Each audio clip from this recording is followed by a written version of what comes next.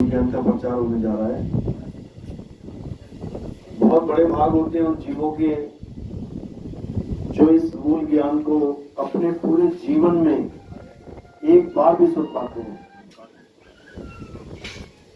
और उससे बड़े भी भाग उनके हैं जो इस मूल ज्ञान को थोड़ा भी समझ पाते हैं।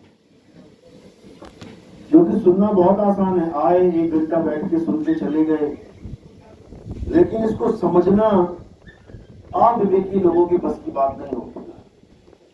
इस सत्संग को सुनने में और समझने में जमीन आसमान का अंतर होता है। इसको समझ वही पाते हैं जिनके जन्मों जन्मों के संस्कार होते हैं, जिनका विवेक जागृत होता है। क्योंकि बिना विवेक के यह सत्संग समझ में ही नहीं आता है ये बात चल कहां रही है।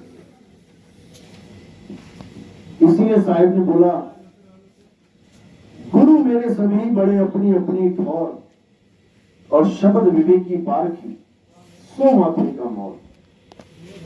विवेक कब जागता है? पहले गुरु विवेकी मिले आपको।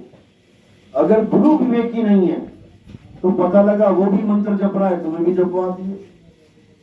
पता लगा वो भी श्वासों की साधना कर रहा है, तुम्हें भी करवा दी। पता लगा वो भी त्रिकुटी पे ध्यान लगा के बैठा है, तुम्हें भी लगवा दिया। पता लगा वो भी नाक पे ध्यान लगा के बैठा है, तुम्हें भी लगवा दिया। पता लगा मूंछों पे ध्यान लगवा के बैठा है, तुम्हारा भी लगवा दिया।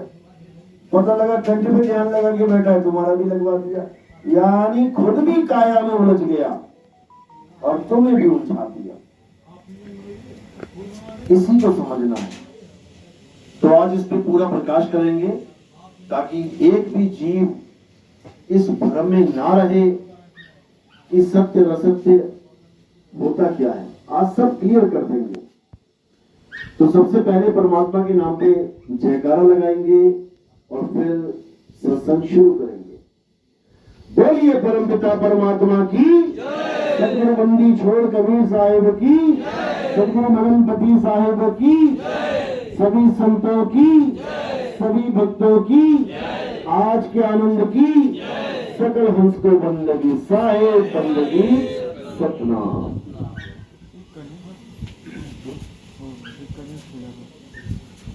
तो मालिक की दया है जो आज यहाँ पर विवेक की बात चलेगी, क्योंकि विवेक ही वो शक्ति है जो हमें बाकियों से अलग कर देती है, सबसे अलग कर देती है। आज आप देखिए बड़े बड़े साइंटिस्ट, बड़े बड़े डॉक्टर, बड़े बड़े इंजीनियर, पढ़े लिखे, वो भी एक पत्थर को भगवान मान के पूज रहे हैं और क्या कह रहे हैं? ये हमारी तो विश्वास की बात है, ये हमारी श्रद्धा की बात है। यानी अगर आप अपने विश्वास को पत्थर से जोड़ देंगे तो क्या भगवान मिल जाएगा? कभी नहीं मिलेगा।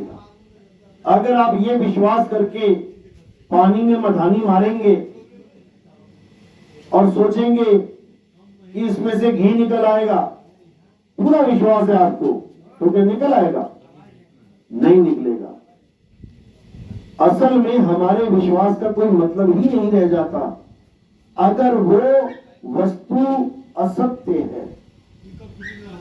हमने असत्य के साथ पूरा विश्वास जोड़ लिया तो हमें क्या प्राप्त होगा? कुछ भी नहीं। बात हमारी श्रद्धा की नहीं है, बात सत्य और असत्य की है। मेरी किसी से अच्छी दोस्ती है, बहुत श्रद्धा है मेरी, लेकिन वो 1 नंबर का चोर है। मैंने उसको अपना इष्ट बना लिया, मैं उसकी पूजा कर रहा हूं, मैं उसको मान रहा हूं, तो जगत में मुझे क्या मिलेगा? जगत वाले मुझे भी चोरी बोलेंगे, क्योंकि मैंने उसके साथ अपना संबंध जोड़ लिया जो संबंध जोड़ने लायक नहीं था। तो सत्य और असत्य का निर्णय हमने करना है। अब कृष्ण जी ने समझाया कि हे अर्जुन, 2 प्रकार के तत्व हैं इस दुनिया में। एक तत्व है असत्य, और वो सबके लिए असत्य है। ये नहीं कि केवल मेरे लिए है, तेरे लिए, इस सारी दुनिया के लिए असत्य है। और वो असत्य क्या है? वो है पांच तत्व। ये काया पांच तत्व की, ये बाहर दिख रही है माया पांच तत्व की। ये पांच तत्व असत्य हैं, क्यों? क्योंकि ये बदलते हैं, ये बदल जाते हैं। पानी को गर्म करो, देखो भाप बन गई। इसी प्रकार ये शरीर पल पल बदल रहा है। जब पैदा हुए थे 6 इंच के थे, 8 इंच के थे, 10 इंच के थे, धीरे धीरे धीरे 1 फुट के हो गए, 2 फुट के हो गए, आज 5-6 फुट के हो गए। बदल रहे हैं, हर पल बदल रहा है ये शरीर, इसलिए ये असत्य है। जो भी चीज बदल जाए, जिसका अस्तित्व खत्म हो जाए, वो असत्य है। असत्य के साथ भाव जोड़ने पर भी आपको सत्य नहीं मिलेगा, भले आपने कितना विश्वास कर लिया। तो अब सत्य क्या है? अगर हम ये सब छोड़े तो पकड़े क्या? इन सब की पूजा छोड़े तो करें क्या? उसके लिए क्या बताया? हे अर्जुन, आत्मा ही सत्य है, आत्मा ही सत्य है, आत्मा के अलावा और कोई सत्य है ही नहीं। तो केवल हिंदुओं के लिए आत्मा सत्य है या सबके लिए? सबके लिए सत्य है। कोई मुसलमान है, कोई ईसाई है, कोई सिख है, कोई जैन है, कोई बौद्ध है, इससे मतलब नहीं है। असत्य सबके लिए असत्य है और सत्य सबके लिए सत्य है। अब इसको सत्य क्यों बोला गया? कारण क्या है? कारण यह है कि आत्मा कभी बदलती नहीं, आत्मा कभी जन्म नहीं लेती, आत्मा कभी मरती नहीं।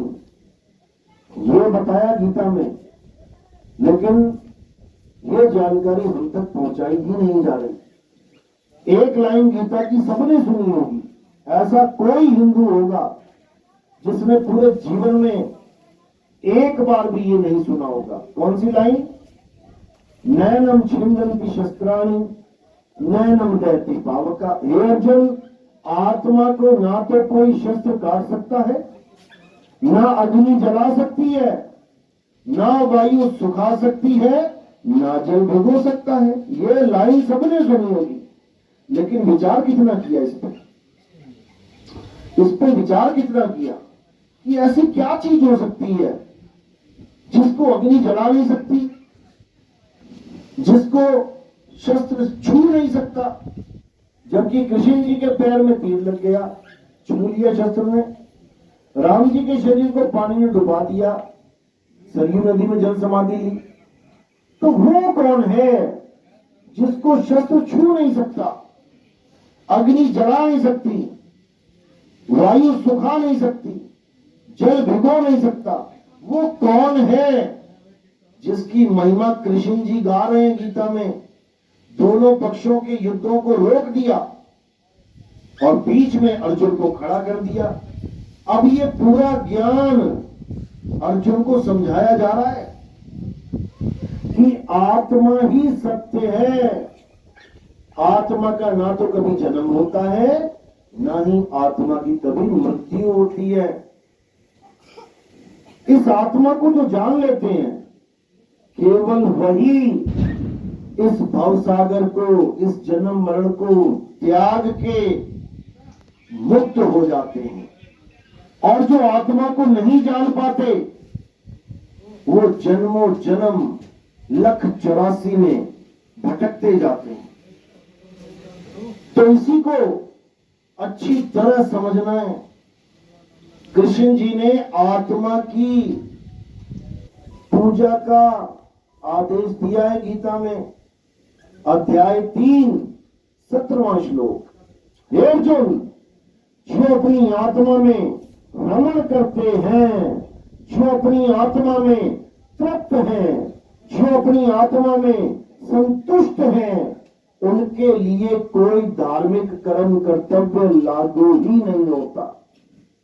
उनको किसी मंदिर में, मस्जिद में, गुरुद्वारे में जाने की जरूरत नहीं है, उनको किसी पूजा पाठ करने की जरूरत नहीं है, उसको कोई हवन यज्ञ करने की जरूरत नहीं है। जो अपनी आत्मा में रमण कर जाए। लेकिन आत्मा में रमण कैसे करें? आत्मा नाम तो सुना है ना सबने। आत्मा सबके पास है, सबके पास है ना। लेके आए हो, घर तो नहीं छोड़ा है कोई, सब लेके आए हो, सब लेके आए हो। लेकिन अभी अगर पूछा जाए आत्मा कैसी होती है, आत्मा का रंग क्या है, काला गोरा पीला नीला हरा, आत्मा का आकार क्या है, गोल है चौकोर है षटकोण है त्रिकोण है, कैसी है, आत्मा का टेम्परेचर क्या है, गर्म है ठंडी है कैसी है, किसी को भी नहीं पता। यानी जो चीज सदा आपके साथ है उसका हमें ज्ञान ही नहीं है। और ज्ञान किसका ले बैठे हैं? मंदिर मस्जिद गुरुद्वारों का, उन पत्थरों का जो इंसान बना के भेज रहा है। जाओ जरा शहर में, जैसे कोई माता का जगराता आता है, नवरात्रे आते हैं, सड़कों पे माता ही माता माता ही माता, फोटो देखो कितनी बन जाती है, एक से एक मूर्तियां, हजारों की लाखों की। जैसी रामनवमी आई, अब राम जी की फोटो तैयार, गणेश जी का माहौल बना तो गणेश ही गणेश, मुंबई तक गणेश ही गणेश। लेकिन सत्य क्या है, हमें ये जानना है। हर चीज हमने जान ली, पत्थर जान लिए, मंदिर जान लिए, गुरुद्वारे जान लिए, ग्रंथ जान लिए, वाणियां जान ली, सब कुछ जान लिया, लेकिन जिसको जानना था उससे नहीं जान पाए। कृष्ण जी समझा समझा के थक गए गीता में। हे अर्जुन, जो अपने आप को सनातनी कहते हैं, अब तुम्हें लगता होगा हिंदू धर्म में जितने लोग हैं ये सनातनी है, एक भी सनातनी नहीं है, क्योंकि सनातन की डेफिनेशन नहीं पता इन्हें। हे अर्जुन, जो अपने आप को सनातनी कहते हैं और जो सनातन की परिभाषा नहीं जानते, वो कभी सनातनी हो ही नहीं सकते। परिभाषा कहां लिखी है? सनातन की परिभाषा क्या होती है, कहां पे लिखी है? अध्याय 2 24वां श्लोक। मोबाइल सबके पास है, घर जाके देखना, अध्याय 2 24वां श्लोक। पढ़ना क्या कहता है। हे अर्जुन, आत्मा अचल है, आत्मा अटोल है, आत्मा चलती नहीं है कि आज यहां है कल वहां पहुंच गई। आत्मा अचल है, अडोल है, आत्मा सत्य है, आत्मा पुरातन है, आत्मा ही सनातन है। जो हम कहते हैं हमारा धर्म सनातन है, इसका मतलब समझ लो। हमारा धर्म सनातन का मतलब ये नहीं कि मैं राम जी की पूजा करूंगा तो सनातन होऊंगा, मैं कृष्ण जी की पूजा करूंगा तो सनातनी होऊंगा, मैं हनुमान जी की, शनिदेव की, भैरव की, इसकी पूजा इनकी करूंगा तो सनातनी होऊंगा, नहीं होऊंगा। क्योंकि सनातन धर्म वो है जिसका कोई आदि और अंत नहीं है। अब कृष्ण जी का क्या आदि अंत नहीं है? कब आए थे वो? द्वापर युग में पता लग गया आदि, और द्वापर में चले गए, अंत भी पता लग गया, तो सनातन कहां रहे? राम जी त्रेता में आए थे, त्रेता में चले गए, पता लग गया आदि और अंत। कौशल्या जी आए थे और सरयू में जल समाधि ले ली, आदि भी पता लग गया, अंत भी पता लग गया। हनुमान जी का त्रेता में आए थे, पता लग गया, और लगा लो विष्णु जी सतयुग में थे, पता लग गया आदि। यानी सबका आदि पता लग गया, एक भी सनातनी नहीं रहा। अब अगर पूछा जाए आत्मा का आदि और अंत क्या है, आत्मा कब पैदा हुई है, कोई गिनती नहीं इसकी, ये गिनती से परे है। ये आत्मा अजन्मा है। हे अर्जुन, आत्मा अजन्मा है, नित्य है, शाश्वत है, आत्मा ही सत्य सनातन है। जब आपको ये समझ में आ जाएगा कि मैं सनातनी तब होऊंगा जब मैं आत्मज्ञानी होऊंगा। अब किसी को मैथ नहीं आता, गणित नहीं आता, तो वो गणितज्ञ कैसे बनेगा? भले लिखवा ले अपने नाम के आगे गणितज्ञ रवि कुमार, आता उसको मैथ में अंडा नहीं बिल्कुल। किसी को एक्टिंग नहीं आती बिल्कुल, लेकिन नाम के आगे लिखवा लिया एक्टर रवि कुमार, और एक्टिंग का नाम और निशान नहीं पता। किसी को बिल्कुल भी पेंटिंग नहीं आती और नाम के आगे लिखवा लिया पेंटर रवि कुमार, तो क्या हो गया? इसी प्रकार किसी को आत्मा का ज्ञान नहीं है, लेकिन सबके आगे बुलवा दिया हम तो सनातनी हैं, उससे क्या हो गया? कुछ नहीं होने वाला। सनातनी हम तब हो पाएंगे जब हम कृष्ण जी के अनुसार जो बताया गया गीता में उसको पढ़ेंगे, समझेंगे और फिर उसको प्राप्त करेंगे। कैसे प्राप्त करेंगे?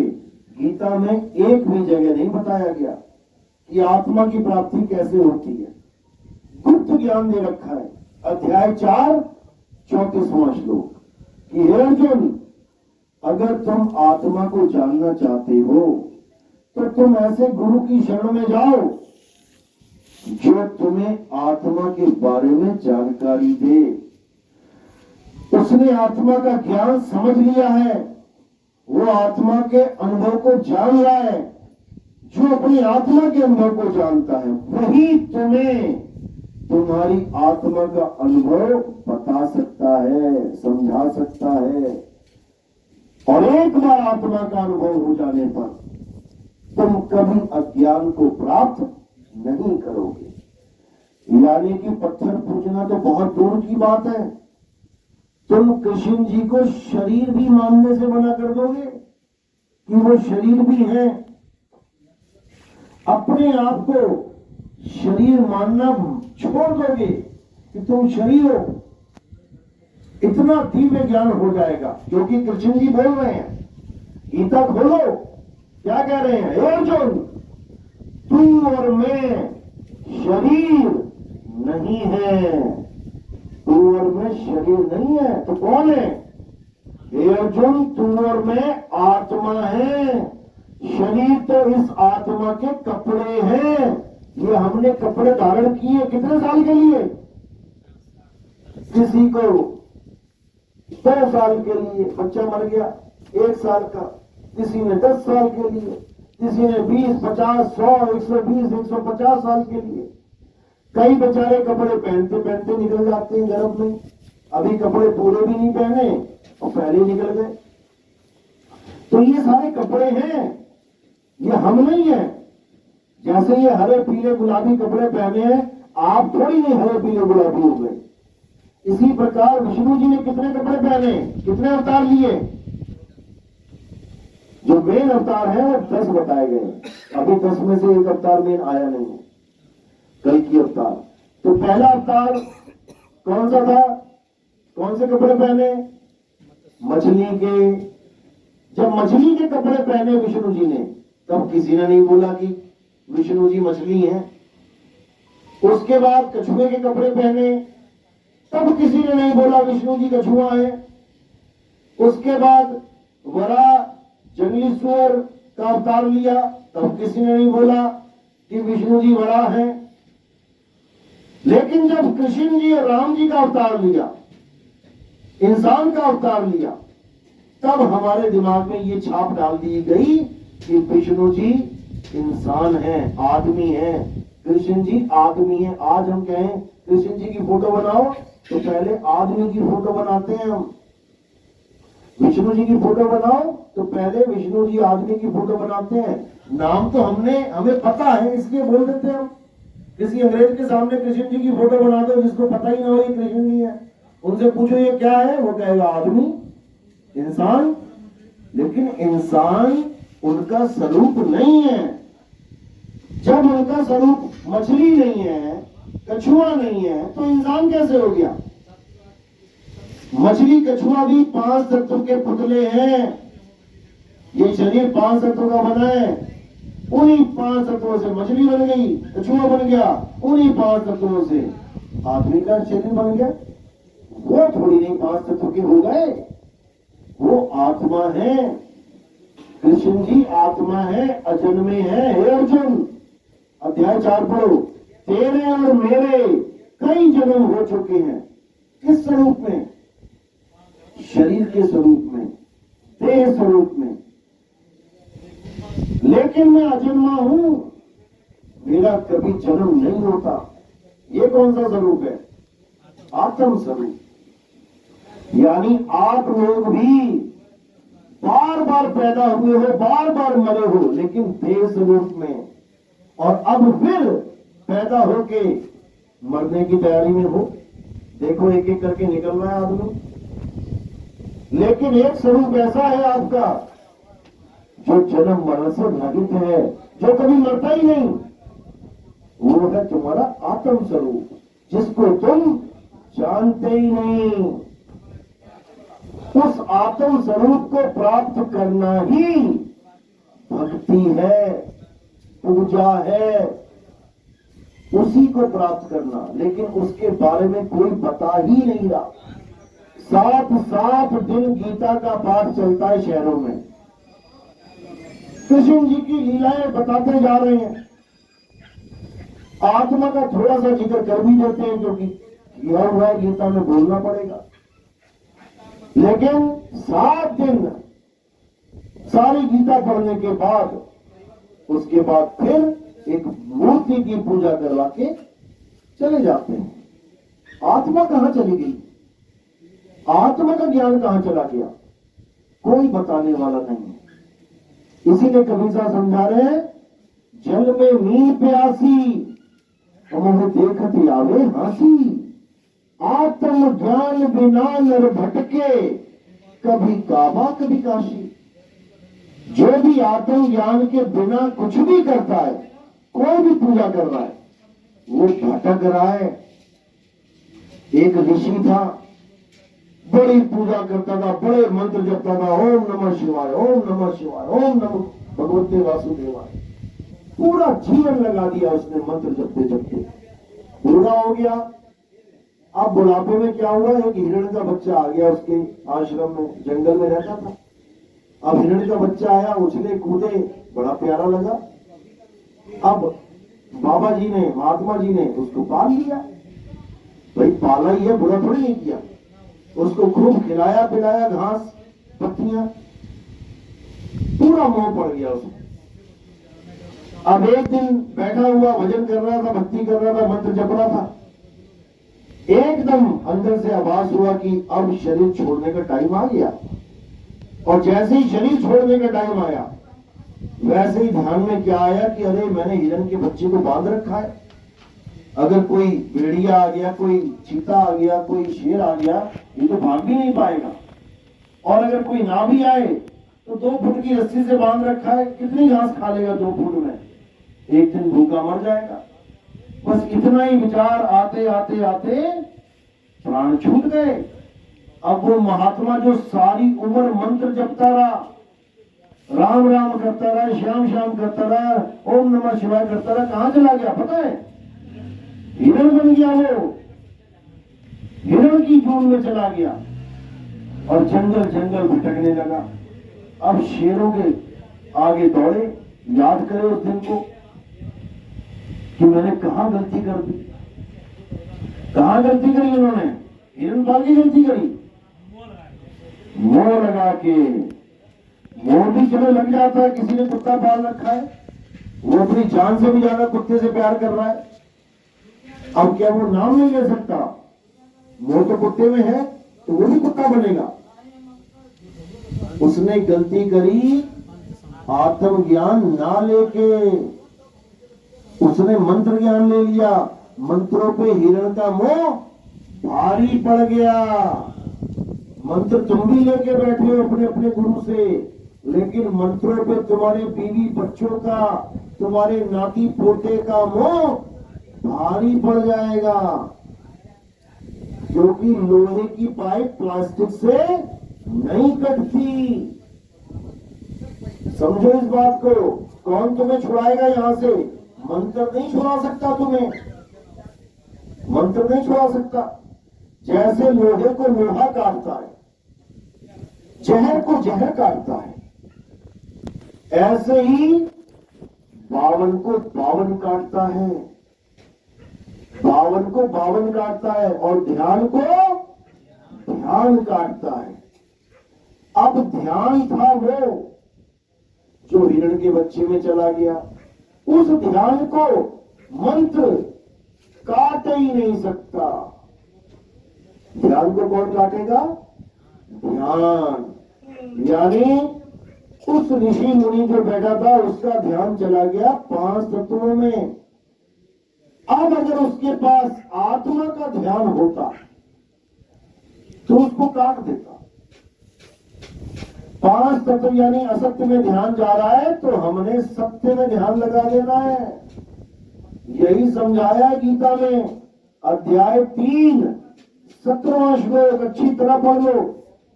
जो अपनी आत्मा में रमण करते हैं, जो अपनी आत्मा में तृप्त हैं, जो अपनी आत्मा में संतुष्ट हैं, हे अर्जुन, उनके लिए कोई धार्मिक कर्तव्य लागू ही नहीं होता। और जो 18वां श्लोक, और जो अपने स्वरूप में सिद्ध हो जाते हैं वो किसी अन्य पर निर्भर नहीं रह जाते। अब उनको बचाना किसी और के हाथों में नहीं है, अब उनको बचना अपने हाथों से है। उसका ध्यान जा रहा है हिरण में, अब वो खुद ही उस ध्यान को रोक देगा। कैसे? सत्य का ध्यान करके, अपने स्वरूप का ध्यान करके। और स्वरूप सिद्ध व्यक्ति है अर्जुन, जो स्वरूप सिद्ध व्यक्ति हैं उनमें और मुझ में कोई फर्क नहीं रह जाता। अच्छी तरह पढ़ लो गीता, घोट के पी जाओ। एक एक लाइन लिखी हुई है उसमें जो मैं बोल रहा हूं। हे अर्जुन, मेरे 4 प्रकार के भगत हैं, 4 प्रकार के लोग मुझे भजते हैं। पहले प्रकार का कौन है? जिसे दुनियावी इच्छाएं जिसके अंदर घर कर गई हैं। हे भगवान जी मुझे कार मिल जाए, हे भगवान जी मुझे नौकरी मिल जाए। रोज मंदिर में जा रहा है, शिवलिंग पे जल चढ़ा रहा है, कृष्ण जी की मूर्ति को नहला रहा है, धुला रहा है, और क्या कर रहा है? मन्नतें मांग रहा है। देखो भीड़ लगी पड़ी है, नंगे पैर जा रहा है, लेट लेट के जा रहा है मन्नत मांगने। पहला प्रकार का भगत दुनियावी भगत होता है, जो दुनियावी चीजों को मांग रहा है। दूसरे प्रकार का भगत जो मुसीबत पड़ने पे मुझे याद करता है। अभी गांव में कुछ कलेश हो गया, आगे 4 लठ लेके अब तुम कमरे में छुपे हुए हो और कह रहे हो हे भगवान जी एक बार बचा लो, दोबारा कभी गलती नहीं करूंगा। ये भगत भी मुझे ही ध्या रहा है, लेकिन क्यों? बचने के लिए। एक चोर ने चोरी करी, पकड़ा गया, अब पता लगा जेल जाना है तो मन ही मन मन्नतें मांग रहा है, हे भगवान इस बार छुड़वा दो, अगली बार चोरी नहीं करूंगा। ये भी मेरा ही भगत है, लेकिन किसी काम का भगत नहीं है, इच्छाओं की दुख में याद कर रहा है। तीसरे प्रकार का जो भगत है वो मेरी लीलाओं को देख के आकर्षित होता है। अरे कृष्ण जी ने पूरा पहाड़ उठा लिया, अरे कृष्ण जी ने बकासुर को मार दिया, अरे पूतना को मार दिया। कृष्ण जी की लीलाएं देख देख के, राम जी की लीलाएं देख देख के मोहित हो जाता है। वो तीसरे प्रकार का भगत है। और चौथे प्रकार का भगत कौन है? हे अर्जुन, जो मुझे तत्व रूप में जान लेता है, जो मुझे आदमी नहीं मानता कि मैं एक आदमी हूं। अगर मैं आदमी हूं तो आदमी तो एक दिन मरेगा। कृष्ण जी के पैर में तीर लगा, शरीर का नाश हो गया, फिर तो आप ये मान लो कि कृष्ण जी मर गए। भगवान भी नहीं मरता है क्या? कभी नहीं मरता। तो मरा कौन? शरीर मरा, जो उन्होंने धारण किया था। वो थोड़ी नहीं शरीर हो गए। ये कपड़े आपने धारण किए हैं, तुम थोड़ी नहीं कपड़े हो गए। आज ये धारण किए, कल को इसको उतार के दूसरे धारण कर लोगे। तो हम शरीर नहीं है। जब हम शरीर नहीं है तो कृष्ण जी भी शरीर नहीं है। यही समझा समझा के गीता में पूरे 18 अध्याय पूरे कर दिए, लेकिन किसी को समझ में ही नहीं आया। सब के सब उनको शरीर मान के पूजने लगे, और शरीर भी छोड़ो और नीचे गिर गए। पत्थर का कृष्ण जी बना दिए, तांबे के बना दिए, पीतल के बना दिए। अब पूछो किसी से, क्या कृष्ण जी तांबे के थे? क्या पत्थर के थे कृष्ण जी, या पीतल के थे? किसी को नहीं समझ में आ रहा है। जैसा जिसका मन कर रहा है बस वैसे ही पूजा कर रहा है। और गीता में ये लिखा है कि जो अपना मनमाना आचरण करता है उसको ना तो कोई सिद्धि मिलती है, ना ही उसके जीवन में कोई खुशियां आती हैं। मनमाना आचरण यानी कुछ भी कर लेना, जो तुम्हारे मन में आया वैसी पूजा कर लेना। जब तुम खाना बनाते हो, दाल बनाते हो, सब्जी बनाते हो, तो कुछ भी डाल देते हो, उसका प्रोसेस है। जब तुम दूध से घी बनाते हो तो कुछ भी डाल देते हो अपने मन से, तो क्या मिलेगा? कुछ भी नहीं मिलेगा। इसी प्रकार हे अर्जुन, जो मुझे शरीर करके पूजते हैं, जो मुझे मनुष्य करके जानते हैं, वो मुझे पूजने पर भी नहीं पूज पाते, क्योंकि वो कपड़ों की पूजा करते रहे। मैं और मेरा रथ, रथ मतलब जिस पे मैं चल रहा हूं, शरीर, ये है वो रथ, 10 इंद्रियों का रथ, इसलिए इसको कहते हैं दशरथ। दशरथ क्यों चल रहा है? क्योंकि राम बैठा है अंदर। कौन सा राम? आत्म राम। अब जब आत्म राम इस रथ को छोड़ के चला जाता है, छोड़ देता है इसको, तो ये रथ नष्ट हो जाता है। यानी राम के वियोग में दशरथ की मृत्यु हो जाती है। इस रथ को राम मत समझ लेना गलती से। राम ने इसको पकड़ा हुआ है, इसलिए ये चल रहा है, और जैसे ही राम इसको छोड़ देगा, ये बिस्तर पे पड़ा मर जाएगा। जैसे ये करंट है और पंखा है, करंट ने इसको पकड़ रखा है, चल रहा है, करंट छोड़ के निकल गया, चलता हुआ पंखा रुक गया। तो कृष्ण जी पंखा नहीं है, कृष्ण जी करंट है, और जिस पंखे को उंगली लगा देंगे वो पंखा चलने लग जाएगा। इसी प्रकार आप और हम भी पंखा नहीं है, आप और हम करंट हैं। ये 1,84 जन्म, यानी 1,84 पंखे चला चला के आज इस पंखे को चला रहे हैं। ये पंखा हमारा आखिरी पंखा है। इसके बाद फिर वही चींटी, कौवा, बिल्ली, बकरा, ये बनना पड़ेगा। इसलिए इस जन्म में आत्म ज्ञान को जानो। हे अर्जुन, मनुष्य जन्म अनमोल है, ये बार बार नहीं मिलता। मनुष्य जन्म का एक ही लक्ष्य है, अपनी आत्मा को पहचान लेना। अगर आपने अपनी आत्मा को मनुष्य जन्म में पहचान लिया, तो तुम्हें और कोई जन्म लेने की जरूरत नहीं पड़ेगी। और अगर मनुष्य चोले को छोड़ के तुम आगे खिसक गए, बन गए कुत्ता, बिल्ली, बकरा, हाथी, घोड़ा, सुअर, तो क्या करोगे? सत्संग में बैठोगे आके? कौन सा कुत्ता, कौन सी बिल्ली, कौन सा हाथी दिख रहा है तुम्हें यहाँ पे? कोई नहीं। चींटियां चल रही हैं, देखो अपना काम कर रही हैं, एक भी चींटी नहीं बैठ रही है कि सत्संग सुन लो। फिर तुम्हारे जीवन में सत्संग नाम की चीज ही नहीं रह जाएगी कोई। केवल इंसानी जन्म है जहां पर तुम्हें सत्संग मिलेगा भी और सत्संग समझ में भी आएगा। नहीं तो 50 बंदर आ जाए यहाँ पे, अभी 50 बटेगा, केला खाने आ जाएंगे, लेकिन सत्संग नहीं समझ पाएंगे। इसीलिए आत्म ज्ञान केवल इंसानी जन्म में है। बंदर पूजा भले कर लेगा। आपने देखा होगा एक बंदर का बड़ा वीडियो आता है, फूल बड़ा लेके आता है, भगवान के गले में डाल देता है, नारियल लेके आता है, खूब फोड़ता है उसको, अगरबत्ती पकड़ा दी, बंदर के हाथ में घुमा रहा है, फिर तो उसकी भी मुक्ति हो जाए। एक तोता देख लो, उसको रटा दो राम राम राम, पूरा दिन जपेगा राम राम राम राम, फिर तो उसकी मुक्ति हो जाए? नहीं होगी, क्योंकि आत्म ज्ञान से मुक्ति होती है। आत्म ज्ञान केवल इंसान ही समझ सकता है, उस आत्मदेव को प्राप्त कर सकता है, नहीं तो 1,84 में केवल भटकना ही लिखा है। शेरों के आगे भागना पड़ेगा, हिरण बन के, बिल्ली के आगे भागना पड़ेगा, चूहा बन के, कुत्तों के आगे भागना पड़ेगा, बिल्ली बन के, चीता शेर के आगे भागना पड़ेगा, कुत्ता बन के। देखो डिस्कवरी में एक से एक जानवर बैठे हैं, यही हालत हमारी हो जाएगी। कोई बचाने वाला नहीं होगा, जंगल राज है ये। यहाँ दबा दिया जाता है गरीब को, कोई नहीं सुनेगा तुम्हारी। इंसान चोले में सुख नहीं है तुम्हें। कितने फोन आते हैं, गुरु जी बड़ा चक्कर पड़ गया है जी, ऐसे ऐसे बहुत परेशान कर रहे हैं लोग, कोई सुन नहीं रहा है। इसमें सुनवाई नहीं हो रही है। वो बकरे बन के क्या सुनवाई होगी? कसाई की दुकान के बाहर खड़े रहोगे, खिलाता रहेगा हरी हरी घास, लगेगा यही मेरा मालिक है, मुझे खाना खिला रहा है। और जैसे ही ग्राहक आ गया, उठा के रेत देगा, गला पकड़ के अलग कर देगा, मुंडी लटका देगा हवा में।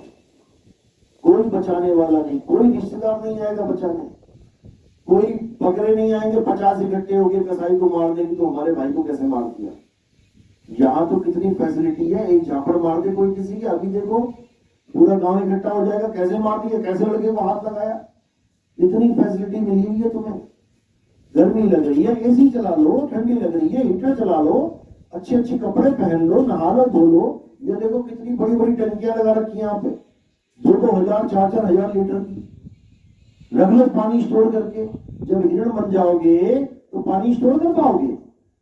अभी पानी पिया जिस तालाब में, थोड़ी देर में दौड़ाएगा शेर, फिर प्यास लगेगी, फिर तालाब के पास आओगे, वहां भी मगरमच्छ बैठा है, तो वहां तो सही बैठा है। एक बार एक घूंट पानी अपनी मौत से जूझ के पीना पड़ेगा, तब समझ में आएगा आत्मज्ञान, तब समझ में आएगी भक्ति।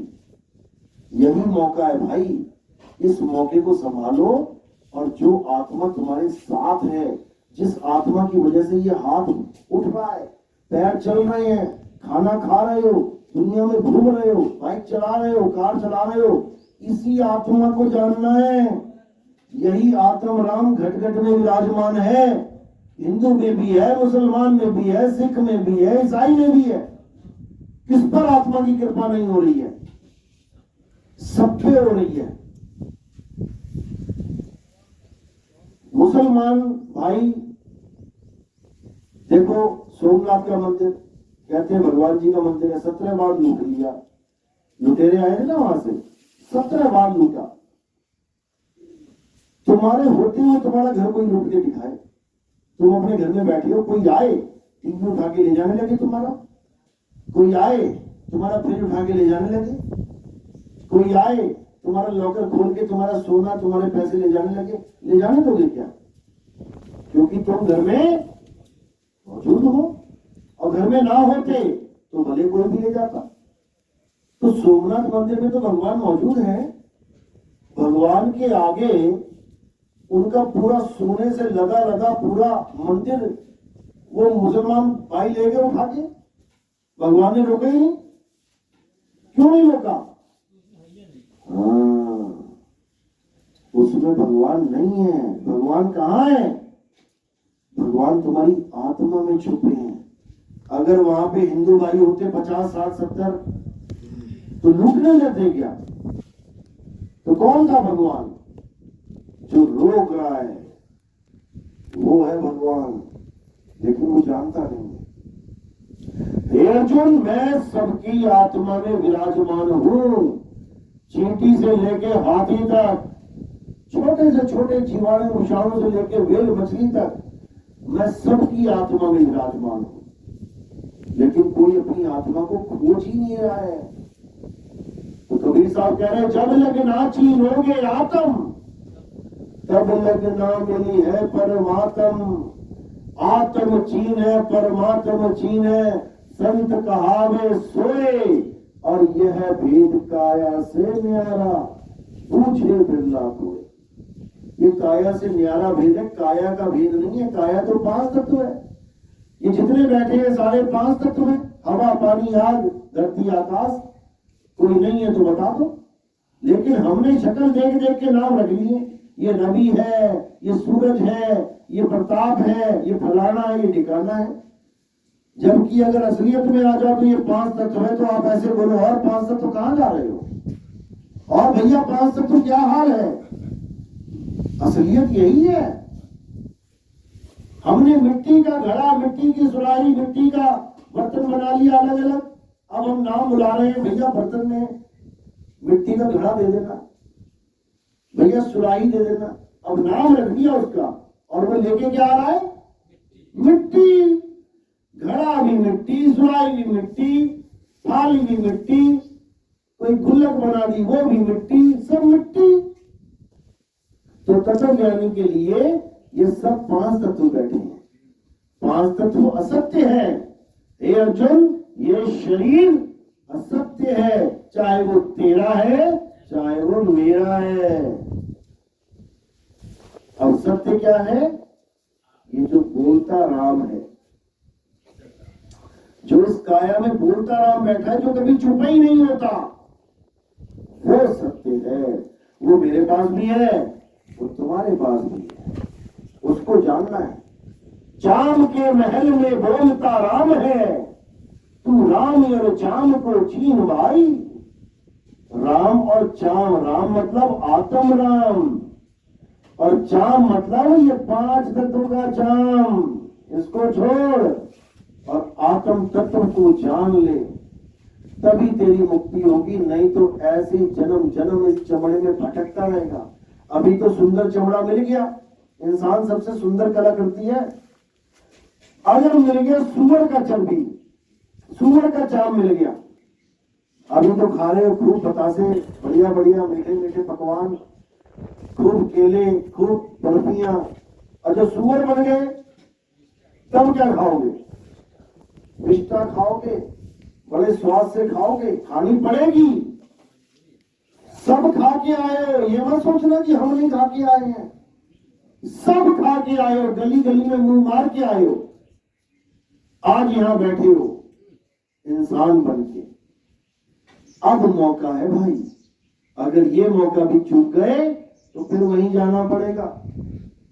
तो कबीर साहब कह रहे, 184 भटक के और कौपे अटके आए। अब अटक गए तुम, अब की पासा ना पड़ा तो फिर 84 जाए, कोई बचाने वाला नहीं होगा तुम्हें। तुम्हारे भाई बहन माँ बाप सब यहीं रोते रह जाएंगे और तुम निकल के सीधे 184 में भटक जाओगे। आज तुम्हारे माँ बाप इंसान है, इसलिए तुम इंसान जैसे दिखाई दे रहे हो। अब कल को किसी कुतिया के गर्भ में पड़ गए जाके तो कुत्ते जैसे निकल के आ जाओगे बाहर, चार टांगों पे, एक पूंछ मिल जाएगी, अब घूमते रहो गलियों में। किसी कुत्ते ने काट लिया सिर पे तो कीड़े पड़ जाएंगे, फिर झटकते रहो कीड़े,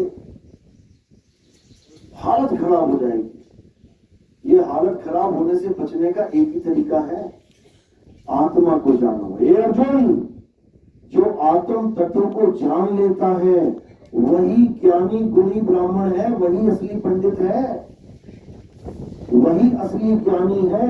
और जो आत्मा को नहीं जान पाता वो अपना अनमोल मानुष जन्म बर्बाद करके चला जाता है, उसका कोई संगी सहाय नहीं रह जाता, भटक जाता है बेचारा 84 में। इसलिए बार बार यही समझाया जा रहा है कि आत्मा को छीन लो, आत्मा को जान लो। सब घट मेरा साइया, सुनी सेज न कोय, बलिहारी व घट की, जिस घट प्रगट होए। बलिहार जाते हैं उस घट के जहां पर आत्मा का ज्ञान आ जाता है, नहीं तो सब बर्बादे आलम है। लेकिन लोग घट को समझ नहीं पाते, लोग इस काया को घट मान लेते हैं। ये है घट, ये घट नहीं है भाई, ये तन घट है और त्रिकुटी में मन घट है। लेकिन जो कबीर साहब का घट है वो आत्म घट है। उस आत्मा में खोजना है परमात्मा, इस काया में नहीं खोजना है। इस काया में क्या मिलेगा? खून हड्डी मांस गंध मिलेगा। मन में क्या मिलेगा? प्रकाश मिलेगा। और आत्मा में क्या मिलेगा? शब्द मिलेगा, परमात्मा मिलेगा। आत्म में राम, राम में आत्म, चीनस गुरमुख विचारे। तो आत्मा को जानना है, आत्मा के अलावा सब झूठ, हर चीज बेकार, और आत्मा में ही परमात्मा का वास है। जो तिल माही तेल है, अब तिल में जो तेल है, तिल अपने अंदर ना ढूंढ के बाहर ढूंढने लग जाए, मिलेगा क्या? नहीं मिलेगा। जो तिल माही तेल है, जो चकमक में आग, चकमक पत्थर से ही आग निकल रही है और कहीं और जाके ढूंढने लगे आग, नहीं मिलेगी। जो तिल माही तेल है, जो चकमक में आग, तेरा साईं तुझ में है, जाग सके तो जाग। तेरा साईं तुझ में है, तुझसे भिन्न नहीं है कि तेरे अलावा कोई और साईं दर्शन देगा और तू हाथ जोड़ के खड़ा होकर माथा टेकेगा उसको। ये माया होगी, ये साईं नहीं हो सकता। साईं तो तेरे घट में विराजमान है और उस साईं को तब पाएगा जब अपने आप में रमण करेगा, आत्म चिंतन करेगा, अपनी आत्मा में ढूंढेगा, नहीं तो नहीं मिलेगा। आत्म में परमात्म दर्शे, कहां दर्शेगा वो? आत्मा में। लेकिन आत्म ज्ञानी कोई गुरु मिल नहीं रहा। जो मिल रहा है मंत्र ज्ञानी, तंत्र ज्ञानी, जंतर ज्ञानी। कोई कहता राम नाम जप लो परमात्मा मिल जाएगा, कोई कहता वाहेगुरु वाहेगुरु जप लो परमात्मा मिल जाएगा, कोई कहता एक ओंकार जप लो परमात्मा मिल जाएगा, कोई आ ऊ जप लो परमात्मा मिल जाएगा, कोई सोहंग जप लो परमात्मा मिल जाएगा, कोई कह रहा है तुम अपना ही नाम जप लो। मेरा नाम राजेश है, मैं गुरु के पास गया, गुरु जी मुझे मेरा नाम निज नाम दे दो। तो गुरु पूछता क्या नाम है बेटा तेरा? गुरु जी मेरा नाम राजेश है। बेटा तू राजेश जप। कहते हैं इसी को निज नाम मिल गया। अरे ये निज नाम झूठा नाम है। कल को मैंने बदला लिया अखबार में डाल के, मैं सबको सूचित करता हूं आज से मेरा नाम राजेश नहीं, आज से मेरा नाम रमेश है, बदल गया। अब कौन सा नाम जपूं? अब निज नाम भी बदल गया। अब गुरु के पास गया, गुरु जी मुझे निज नाम चाहिए। बेटा पहले क्या था? राजेश था, अब क्या रमेश है, अब रमेश जप ले। मतलब घर की खेती बना ली निज नाम को, कभी भी बोती कभी भी काटती। अरे तीन गुणों की भक्ति में भूल पड़ा संसार, और कहे कबीर निज नाम बिन कैसे लागे पार। क्या है निज नाम? आत्मदेव है निज नाम, जो कभी बदलता नहीं है। ये निज नाम तो 52 अक्षरी निज नाम है, जो तुम अपना नाम समझ के बैठे हो। मेरा नाम ये है, मेरा नाम ये है। 52 अक्षर जीव आधारा, और आदि अक्षर यानी निज नाम जीव्या से न्यारा। वाही को सत सिमरण कहिए, सिमर सिमर नर उतरो पारा। इन 52 से परे है तुम्हारा निज नाम। अगर कोई भी गुरु कोई भी अक्षर दे देता है, किसी ने कह दिया एको, इसको जपो, नहीं जपना। कोई कहे आ, इसको जपो, नहीं जपना।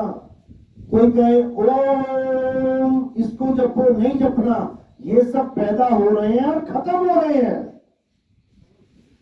असली जो शब्द है वो ना पैदा होता है ना कभी खत्म होता है, वो सदा सदा से है। बस तुमने उसके साथ जुड़ जाना है।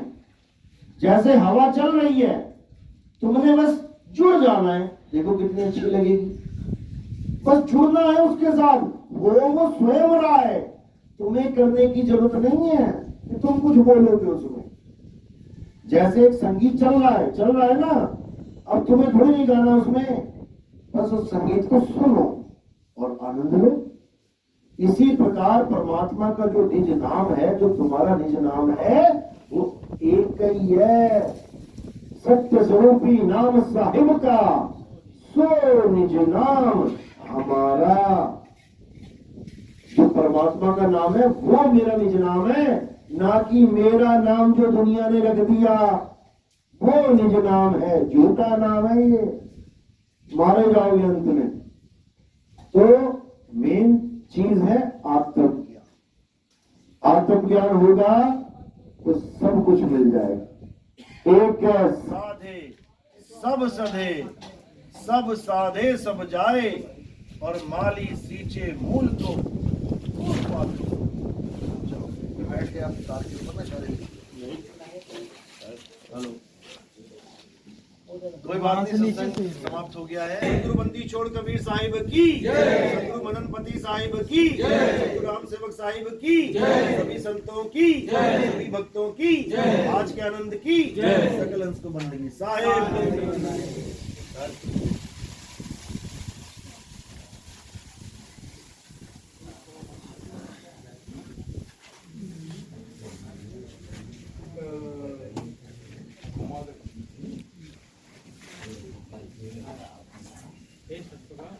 जाने दो।